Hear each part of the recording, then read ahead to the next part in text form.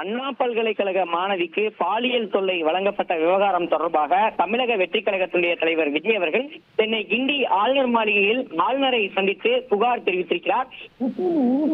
சந்திப்பிற்கு பிறகாக தற்போது வெளியே வந்திருக்கக்கூடிய தற்போது செய்தியாளர்களை சந்திக்காமல் புறப்பட்டு சென்றார். அண்ணா பல்கலைக்கழக மாணவிக்கு பாலியல் தொல்லைக்கு ஆளான விவகாரம் தமிழகம் முழுவதுமே பல்வேறு அதிர்வலைகளை ஏற்படுத்தியிருக்கக்கூடிய நிலையில பிரதான எதிர்க்கட்சிகள் அனைத்தும் கண்டனங்களையும் போராட்டங்களையும் நடத்தி வரக்கூடிய சூழலில் தமிழக வெற்றி கழகத்தின் சார்பில் அதன் தலைவர் விஜய் இந்த விவகாரம் தொடர்பாக கண்டனத்தை ஏற்கனவே பதிவு செய்திருந்தார். இன்று காலையும் கூட இது தொடர்பாக ஒரு கடிதத்தையும் வெளியிட்டிருந்த ஒரு சூழல்ல தமிழகத்துடைய சட்டம் ஒழுங்கு சீர்கெட்டிருப்பதாகவும் பெண்களுக்கு எதிரான பாலியல் தொல்லைகள் அதிகரித்திருப்பதாகவும் பெண்களுக்கான பாதுகாப்பு தமிழகத்தில் இல்லை எனவும் இருக்கக்கூடிய அரசு சார்பில் பெண்களின் பாதுகாப்பை உறுதிப்படுத்த எந்தவித நடவடிக்கையும் எடுக்கவில்லை என்ற குற்றச்சாட்டை முன்வைத்து தற்போது இந்த புகாரை அளித்திருப்பதாக தகவல்கள் என்பது வெளியிடப்பட்டிருக்கிறது.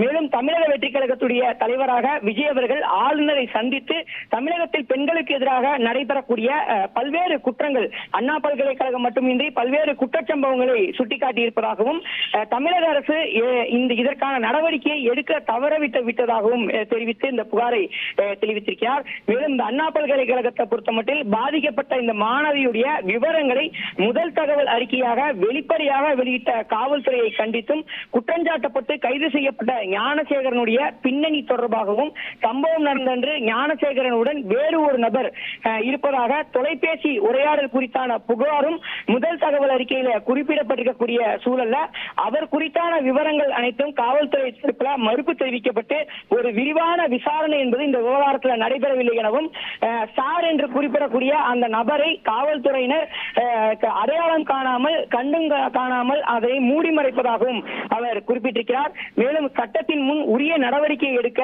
விஜய் தரப்புல ஆளுநரிடம் வலியுறுத்தி இருப்பதாகவும் தகவல் என்பது வெளியிடப்பட்டிருக்கிறது. தமிழக வெற்றி கழகத்தினை கட்சியாக பதிவு செய்து அதன் தலைவராக இருக்கக்கூடிய விஜய் முதலாக ஆளுநரை சந்தித்து பெண்களுக்கு எதிரான அந்த குற்றச்சாட்டுகள் குறித்து புகார் தெரிவித்திருக்கிறார்.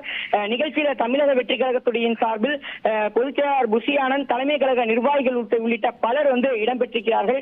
குறிப்பாக 30 நிமிடங்களுக்கு மேலாக நடைபெற்ற இந்த சந்திப்புக்கு பிறகாக தற்போது விஜய் அவர்கள் வெளியே வந்திருக்கிறார். முன்னதாக கடந்த அக்டோபர் 27ஆம் தேதி நடைபெற்ற தமிழக வெற்றி கழகத்துடைய முதல் மாநில மாநாட்டில் தமிழகத்தில் ஆளுநர் பதவி என்பது தேவையற்ற தாய்மானவன் இப்போ தாவேகா சார்பில் தலைமை நிலைய செயலகத்தினுடைய அறிவிப்பு வெளிவந்திருக்கிறது. ஆளுநருடனான சந்திப்பில் என்னெல்லாம் பேசப்பட்டது அப்படின்னு அதில் கூறப்பட்டிருக்கக்கூடிய தகவல்கள் என்ன தாய்மானவன்?